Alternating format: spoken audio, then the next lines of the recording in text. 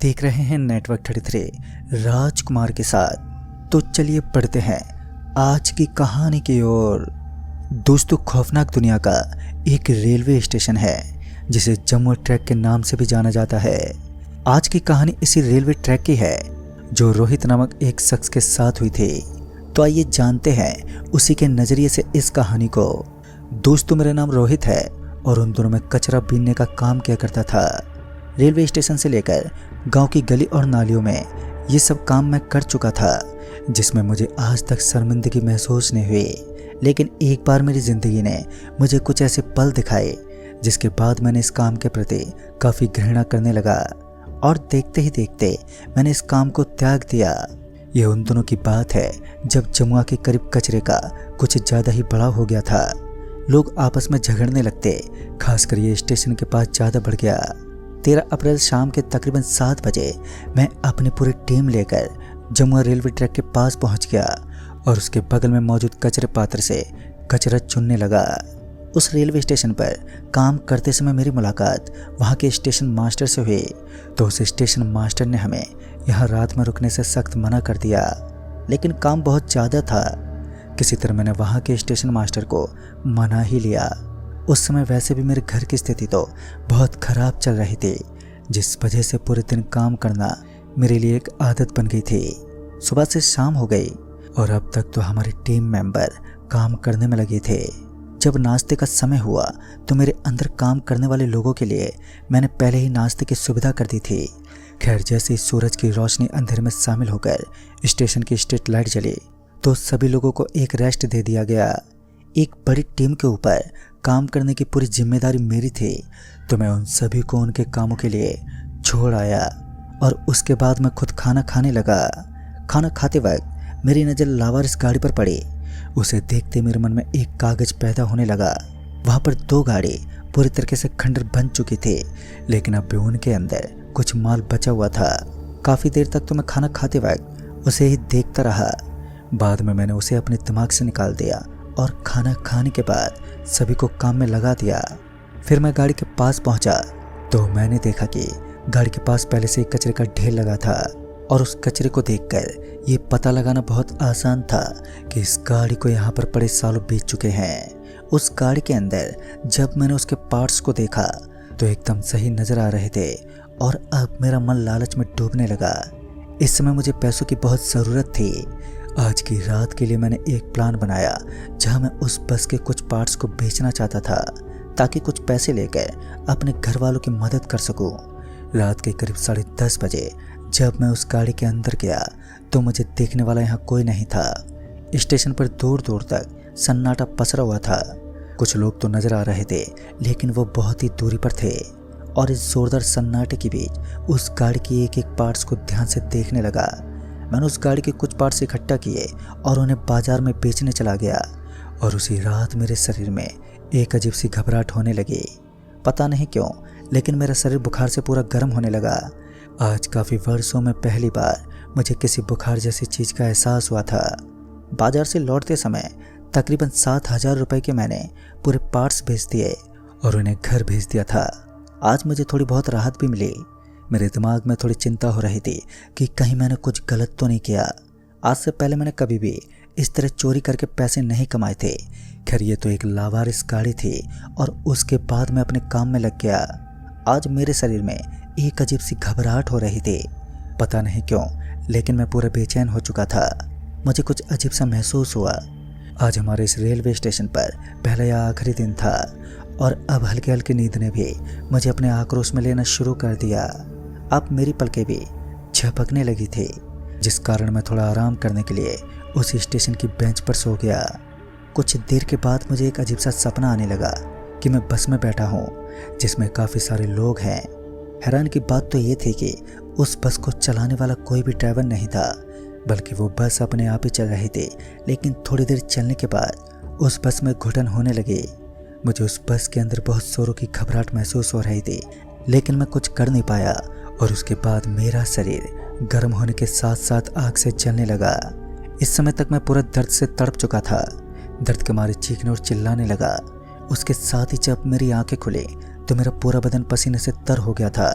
मेरा एक सहकर्मी भाव देवी मेरे पास आया, जिसने मुझे संभाला और कुछ पूछने लगा तो मैंने उसे कुछ भी बताना बिल्कुल भी सही नहीं समझा और कहा, अरे यार मेरा एक बुरा सपना था और कुछ नहीं। लेकिन अब उस गाड़ी के प्रति मेरे मन में कुछ अजीब सवाल उठने लगे।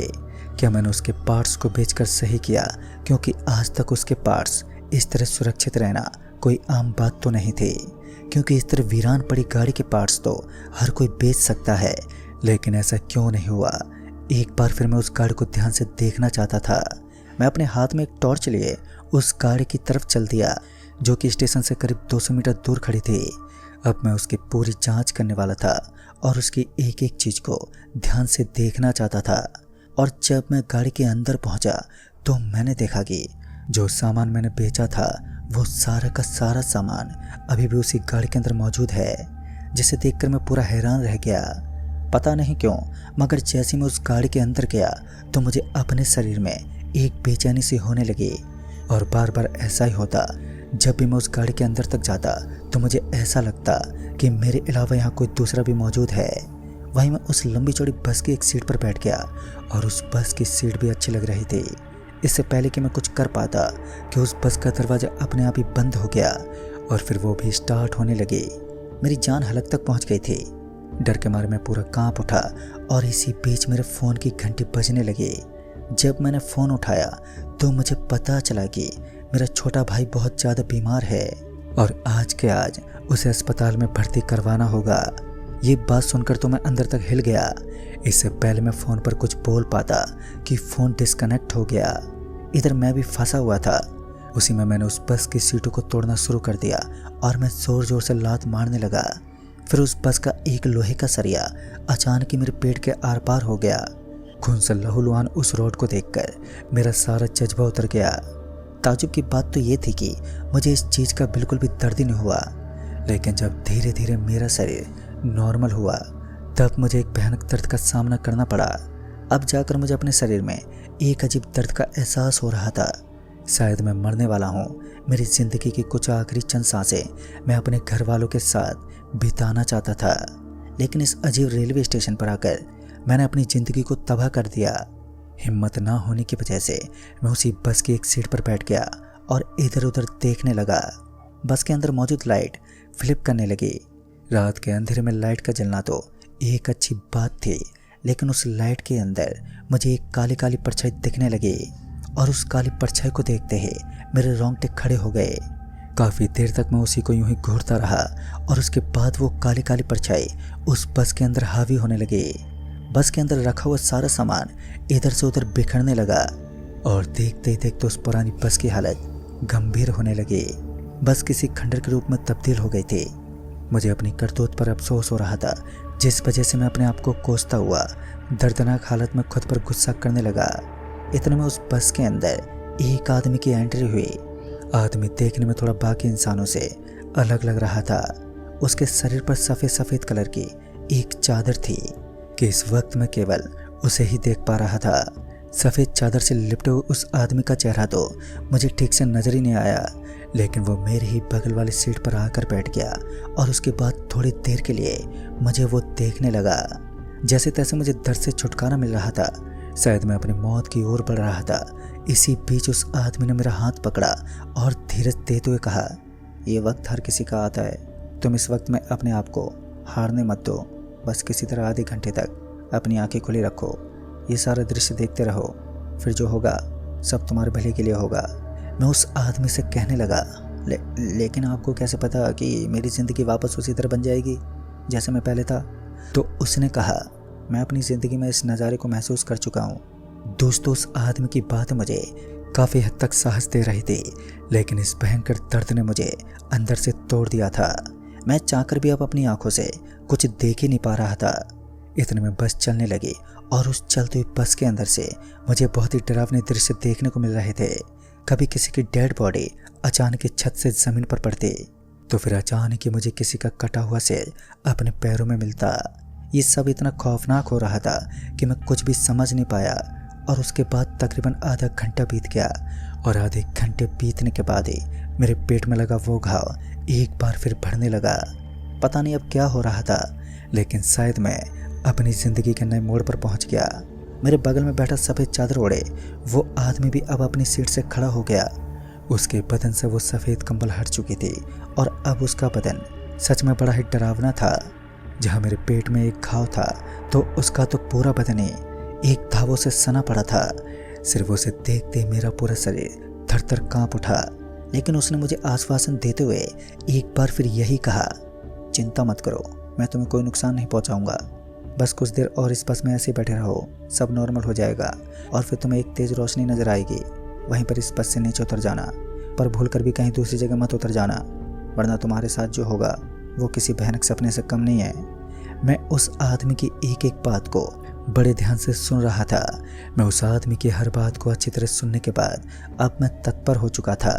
एक तेज रोशनी देखते ही नीचे उतरने के पहले तो मैं जिस सीट पर बैठा था उससे खड़ा हुआ और दरवाजे के बगल में जो सीट थी उसी पर बैठ गया ताकि मुझे उतरने में कोई दिक्कत पेश ना आए। लगभग 10 मिनट तक बस का पहिया इसी तरह घूमता रहा और बस किसी सुनसान जगह से गुजरती रही और उसके बाद जैसे धीरे धीरे बस का माहौल नॉर्मल होने लगा तब जाकर मुझे एक बहुत ही तेज रोशनी वहाँ पर नजर आई और इस रोशनी को देखते ही मेरी उम्मीद जाग उठी। ये वो रास्ता था जहाँ से मैं अपनी जान बचाकर निकल सकता था।